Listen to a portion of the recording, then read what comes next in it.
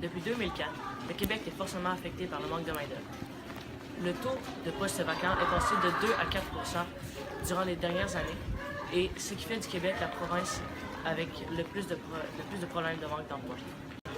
Les entreprises affectées sont les petites entreprises composées de moins de 50 employés qui finissent par faire faillite.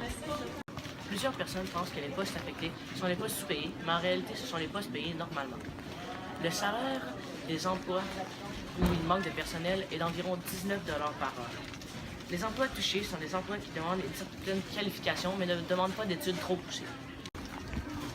Lors des mois de janvier à avril 2018, plus de 13 000 postes au Québec étaient vacants. Les manufactures manquant d'employés prévoyaient augmenter leur salaire de 2,4 %, tandis que les entreprises ayant un nombre suffisant d'employés prévoyaient de l'augmenter seulement de 1,9 %.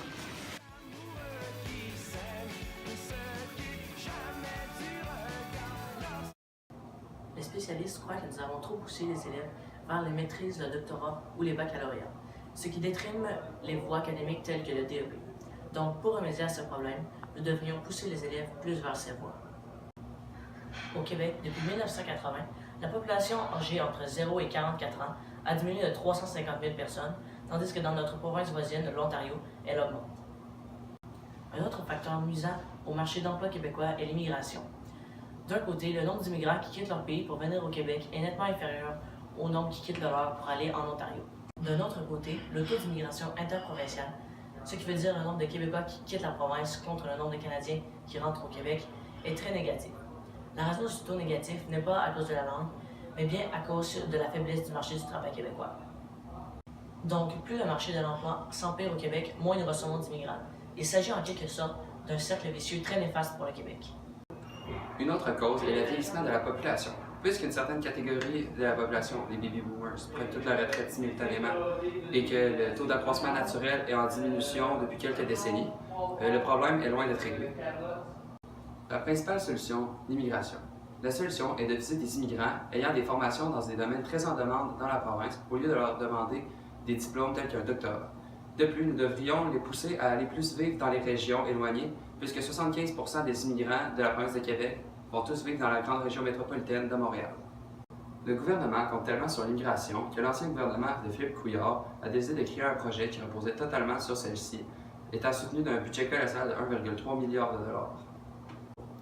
Comme certaines personnes pensent que l'immigration est la seule solution, d'autres souhaitent explorer d'autres solutions. D'un côté, certaines personnes voudraient favoriser l'engagement de certains groupes de la communauté, tels que les Premières Nations ainsi que les handicapés, puisque leur taux d'emploi reste inférieur à la moyenne. D'un autre côté, puisque 600 000 habitants de la province vivent soit sur le chômage ou sur l'aide sociale, certains organismes tels que COCOMO souhaitent former ces citoyens pour qu'ils puissent ensuite aller occuper les postes vacants dans la communauté. Dans cette interview, nous avons ici présent M. Yohan Bottero, maître d'hôtel du Côte à Côte Resto Grill. Donc, M. Yohan, avez-vous été affecté par le manque de main-d'œuvre au Québec? Oui, tout à fait. Nous avons un gros manque de main-d'œuvre dans le secteur de la restauration.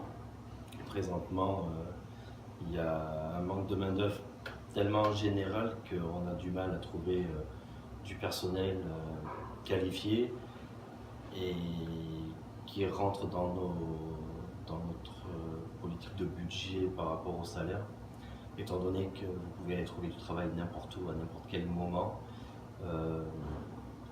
Comment dire que vous pouvez vite fait travailler avec 3 entrevues différentes votre taux horaire et forcément vous allez aller à l'offre la plus offrante pour vous. Et étant donné qu'on travaille énormément avec des jeunes étudiants, c'est pas facile avec l'école, avec tout ça, d'avoir des gens qui peuvent faire un temps plein, mis à part juillet et août. Après, on a vraiment beaucoup de mal sur la période estivale d'avoir du personnel. Super, merci. Donc, ça conclut notre entrevue. Merci beaucoup. Depuis 2010, une lueur d'espoir apparaît. La baisse de la population âgée de 0 à 45 ans est en train de diminuer. Mais cette lueur d'espoir perdurera-t-elle? La dernière lueur d'espoir de ce genre fut éphémère et de courte durée. Pouvons-nous fonder tous nos espoirs sur cette seule solution? Nous irons jusqu'à la frontière.